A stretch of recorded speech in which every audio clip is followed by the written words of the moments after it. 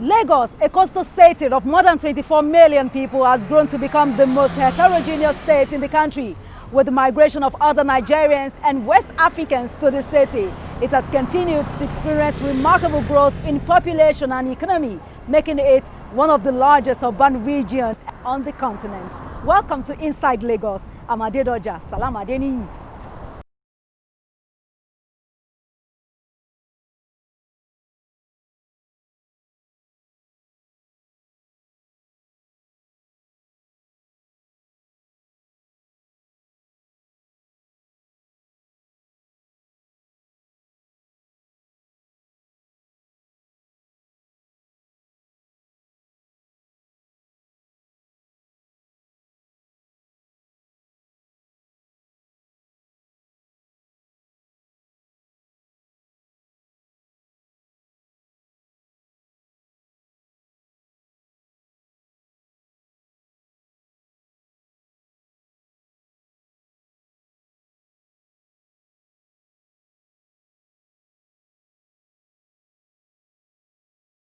Lagos State government has described rapid diagnostics testing as illegal and dangerous. Commissioner for Health, Professor Akin Abayomi, stated this at a COVID-19 briefing in Alausa. He cautioned residents not to go to laboratories that were not accredited by the state government. It will take a while for your facility to be reopened. First, this briefing started with a warning.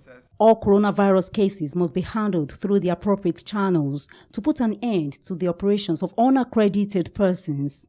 You may be going to a laboratory, first of all, that has not been accredited, or you may be going to a laboratory or a health facility or a pharmacy that is performing rapid diagnostic tests. Let me remind you, this is illegal and it is dangerous. We have so far in the last 2 weeks shut down 2 facilities that are performing rapid diagnostic tests, and we are going to continue. As at the time of this report, Lagos State government has diagnosed 13,543, admitted 2,476, more than 9,000 recovered cases at the community level, while 192 have died due to COVID-19 complications. Etiosa, Alimosho, Koshofe, and Ikeja, Oshodi, Isolo, are where we have the highest burden of COVID-19 cases at the moment. Other local governments are catching up. We have managed to calculate the cost, roughly, of a mild case or a mild to moderate case in our isolation facilities. And it is somewhere in the region of 100,000 naira per day. That gives you an idea of the amount of money that the government is spending on COVID isolation facilities and COVID care. If you require high care and intensive care, that amount can go up to anything from 500,000 to even 1 million naira per day, depending on the complication of the case. Do you need a ventilation? Do you need dialysis? Do you need intravenous antibiotics? Every case is different, so it's very difficult to calculate exactly how much a patient in high care or intensive care will cost. But we are working on the range, and we'll make that available to you in the next meetings I have. But what is clear to us is that on average, when you put the facility, the infrastructure, the human resources, the feeding, the consumables, it costs the government roughly around 100,000 naira per day for a non-complicated COVID-19 admission. The prediction that Lagos would reach its peak somewhere in the month of August still stands. New cases. During question and answer session, Professor Abayomi noted that COVID-19 droplets is indeed airborne. If the virus is aerosolized in smaller particles, then those smaller particles or those smaller droplets will remain airborne for much longer, maybe an hour or 2. And so there is evidence suggesting that COVID-19 is airborne, we've known that, but is airborne through smaller particles. For those who have treated COVID-19 before, there is every tendency of a relapse. Around the issue of being reinfected, we have started what we call the COVID-19 outpatient facility. So those who are being monitored at home, even after your 14 days of home isolation, a co-telemed will still reach out to you perhaps every month just to check up on you and make sure that you are not experiencing any of the features of post-COVID-19 syndrome. As cases keep rising, the Lagos State government says there is no exact date for the reopening of schools and religious centers.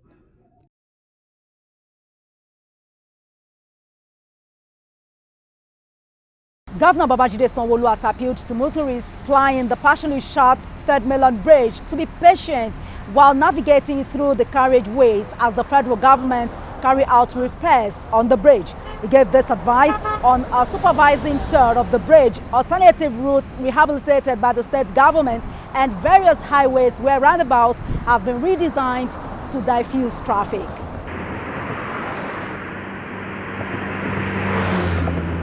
Third Mainland Bridge in Lagos State is now partially closed as the federal government begins repairs of failed segments for the next 6 months.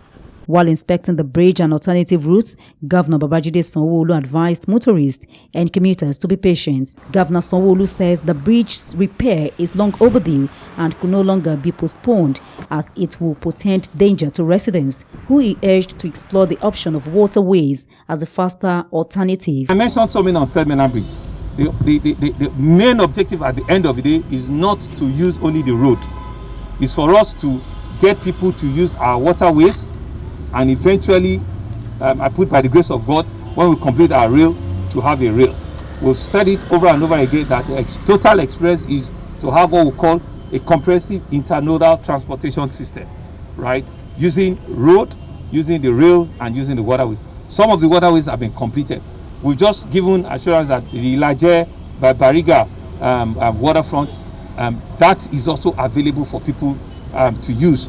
We're also talking to University of Lagos. We want to do another jetty, even from inside University of Lagos, so that people can also have that experience. We're dredging all from Ikorodu. We finished it, and I think we're currently building about 6 additional jetties, all around the state as we speak. We're building 6 additional jetties, just so that people can have that alternative, right? And we're ensuring that safety on the waterways is paramount. Safety on the waterways is paramount. Lagos State Waterways Authority, LASWA, they're building what we call a command and control center for the waterways. They're building that right now, and they're trying to also acquire additional rescue boats, so that they are turned around in terms of rescue, like what you have in LASMA on land. We want to have something similar to that on water, so that we can monitor people and it can be better. That's the only way you can solve a big city like this. The amount of population of people we have in the city is massive. And let our citizens also understand and appreciate that patience is also important on the road. You are not the only road users. There are other road users. There are people who are coming into the community for the first time outside of Lagos. There will not be any conflict. So patience is also important. The governor also toured various highways where junctions and roundabouts have been redesigned to diffuse traffic, including Allen Junction, Mainland Junction, Lekki's first and second roundabouts, among others. He also disclosed that the state government will roll out 600 buses to ply various routes by August, while the Penn Cinema Bridge will be delivered in October. Allen Roundabout, the famous Spaghetti Junction and Allen Roundabout, and you can see that it's actually a lot more befitting now. It's been completed, where there's no formal handover ceremony. So I'm just here to come and inspect, and technically we are handing it over, right? This is really like the handing over of the residents here. So there's no other handover. What we now need to do is to ensure that we maintain this place. You can see the entire road furniture, from road signage to zebra crossing to pedestrian traffic signal to various road users, the signaling, no U-turn, stop here, move here, and obey the traffic rule. So it's a new experience for them here, but I imagine it's a better experience. You can see that there are even live cameras where we can look at what is happening here at any time of the day. Remotely in Alausa or any of our control points, we can see, because we have installed traffic cameras as well, and we can see what is going on, right? So remotely we also can know what are the improvements. So really it's to tell the residents here that this is also one of the small promises we did promise, that we will make people's journey time better and a lot more rewarding. So that's what has happened here, and I can, even me looking at it, I know that their journey time is being improved because we have better ambience. There's been a lot of setbacks and laybys that have been created, and so what that means is that people will not need to get to Allen and make it a spaghetti junction or a road conflict. We'll resolve the conflicts, and we're sure that the traffic signals will be working 24/7, right? All of the things that need to ensure that the traffic lights work, we must ensure that we'll keep it. And let us tell our citizens, this whole place has been beautified. You can see that there are lawns and all. There are proper walkways for pedestrians, zebra crossing for pedestrians. People should not walk on the lawn, right? And that's the only way we can keep this place. And we'll try and keep the contractor or get a service contractor that would periodically come and paint and respray, the zebra crossing and the yellow signals and all of them, so that it can continue to remain clean like this for several years coming ahead, right? This is one. This one looks very, very well. We've also completed Ikotu. Ikotu is a major problem for us, because if you go to Ikotu, it has these yellow signs there, but because of the traffic in that place, right, you look as if we didn't paint the place at all. So we're going to go back again and see how we need to enforce, the behavior there. So the challenge we have is the behavior of our citizens all around this place. We've solved the problem for them, but I know there's so many yellow bus drivers, and all of them, and also the sheer population in that whole corridor, right? I have videos, right, and I know that we still need to go back there and try and see if we can push the buses off the road, get them into their bus garages there, get them into their bus garage, and just explain to them with a bit more enforcement that they need to improve, their way of life, and understand and appreciate that it's only when they're off the road that everybody can enjoy the road and it can be better for us. So we're looking at a long span of October, which is about 2-3 months from today. We should be able to deliver. They've done all the major launching of the columns on the bridge. So we're hoping September, latest October, we should be able to hand over, Agege Pen Cinema. We're rolling out new set of buses, about almost 600 of them, in high capacity and medium capacity. I think the rollout time is next month. I don't know if it's the 1st of August or sometime in August. And some of them will be plying these routes. The medium capacity will be plying these routes on Obafemi-Awolowo Road. So they've all going to be deployed in different parts. The Oshodi Abule Egba BRT lane is priority. We're also going to be increasing the capacity on Ikorodu, from Ikorodu town to TBS in Lagos. I think they're also deploying one, like I said, on these routes. And I think another one is going towards maybe Apapa Oshodi or something. But Lamata has a breakdown of how they are going to be deploying all of those buses, right? They are out. I think what they're trying to do, they're configuring what I call validators, because they want to roll out cards and make it as cashless as possible. So they are trying to procure machines onto those buses where you have validators touch and pay. People will have their cards and they can touch in and reduce, waiting time.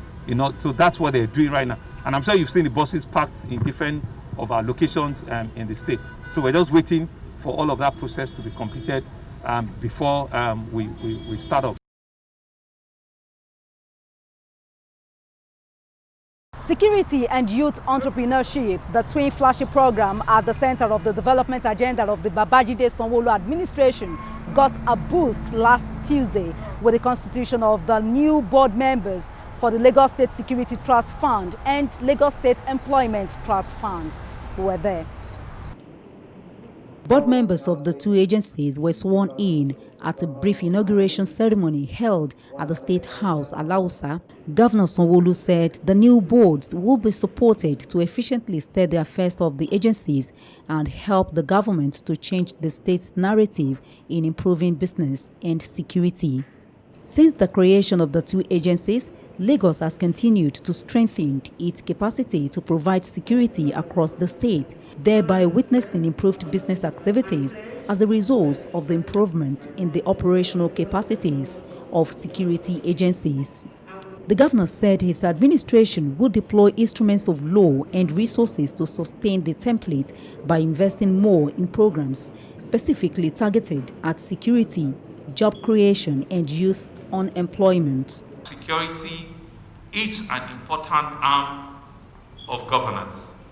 We have continued to say to ourselves that we're here to continue to ensure that the security of life and property, which is one of our primary goals, will not be put to chance.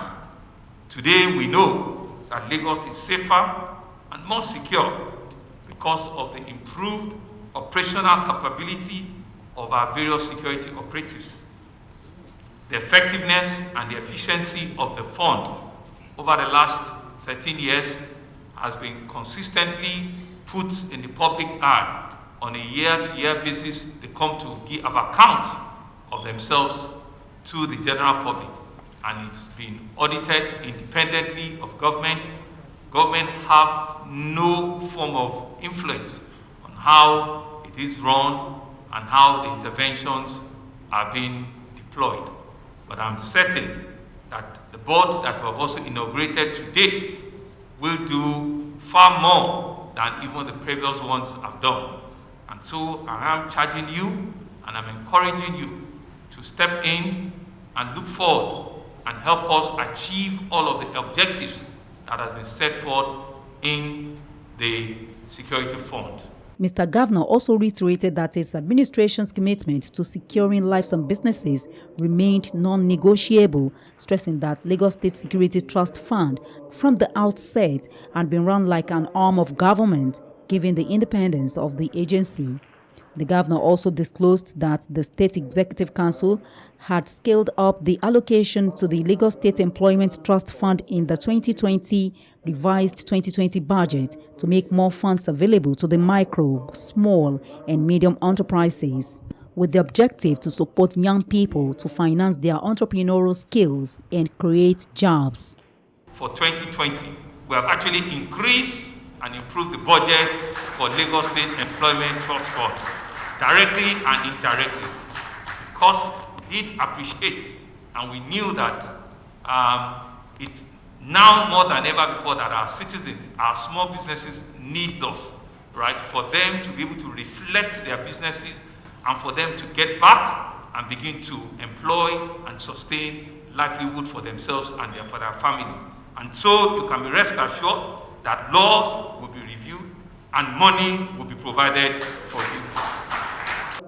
Governor Sanwo-Olu urged members of the two boards to discharge their duties with special focus on their mandates and charged them to surpass achievements of their predecessors. It is over 4 years that it's been in existence, and in line with the mandate, the fund has facilitated the growth of entrepreneurship and the establishment of small-scale businesses.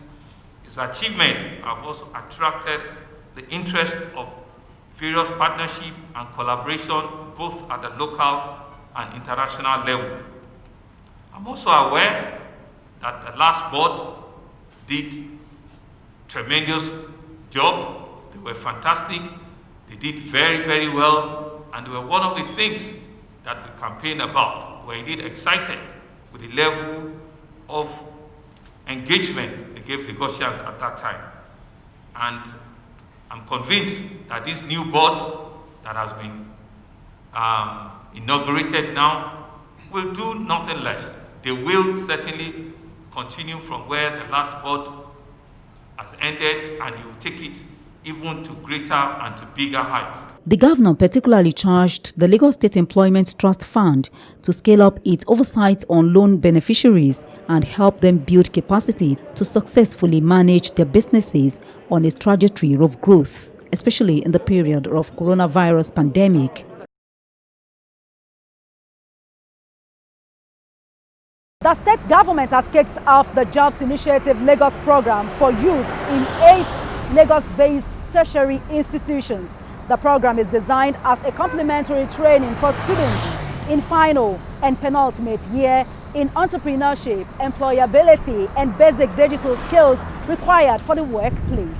The essence of the program is to fill the documented gaps in the current curriculum that is essential in the employment market and enhances the employability of graduates in Nigeria's Center of Excellence, Lagos. According to the Special Advisor to the Governor on Education, Tokunbo Wahab said candidates who registered through www.jobsinlagos.ng and complete the program would get an opportunity to be featured on Jobs Portal, from where partner corporate organizations can select fresh graduates for recruitments. Mr. Wahab disclosed further that the initiative will run alongside a more robust digital skills campaign, Digital Skills Initiative Lagos, www.dsilagos.ng, aimed at empowering more than 1 million young people in the state by 2023 with digital skills, which is invariably position Lagos as the tech hub of Africa.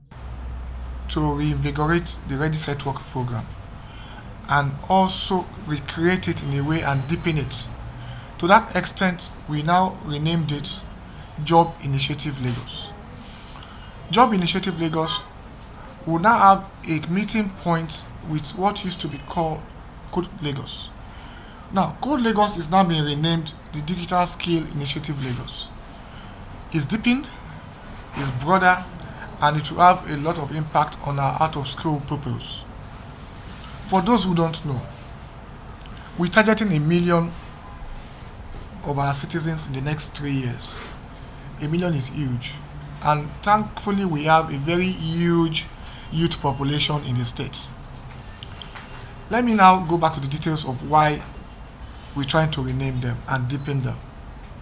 We believe strongly that all over the world, there is a stage you get to, maybe your GSS 3 final exams or your SS 3, and you choose not to go and specialize in a tertiary institution.